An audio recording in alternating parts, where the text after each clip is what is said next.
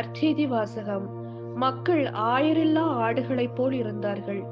Mark எழுதிய தூய நற்செய்தியிலிருந்து வாசகம். அதிகாரம் 6, இறைவசனங்கள் 30 முதல் 34. அக்காலத்தில் திருத்தூதர்கள் இயேசுவிடம் வந்து கூடி தங்கள் செய்தவை கற்பித்தவை எல்லாம் அவருக்கு தெரிவித்தார்கள். அவர் அவர்களிடம், நீங்கள் பாலை நிலத்தில் உள்ள தனிமையான ஒரு இடத்திற்கு சென்று சற்று ஓய்வெடுங்கள் என்றார். ஏனெனில் பலர் வருவதும் போவதுமாக இருந்ததால் உண்பதற்கு கூட அவர்களுக்கு நேரம் கிடைக்கவில்லை. அவ்வாறே அவர்கள் படகேறி பாலை நிலத்தில் உள்ள தனிமையான ஒரு இடத்திற்கு சென்றார்கள்.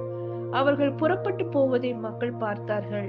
பலர் அவர்களை இன்னார் என்று தெரிந்து கொண்டு எல்லா நகர்களிலிருந்தும் கால்நடையாகவே கூட்டமாய் கூடி அவர்களுக்கு முன் அங்கு வந்து சேர்ந்தனர். அவர் கரையில் இறங்கிய போது பெருந்திரளான மக்களை கண்டார். அவர்கள் ஆயிரல்லா ஆடுகளைப் போல் இருந்தார்கள். அவர்கள் மீது பரிவு கொண்டு அவர்களுக்கு பலவற்றை கற்பித்தார். இது கிறிஸ்துவின் நற்செய்தி. கிறிஸ்துவே உமக்கு புகழ்.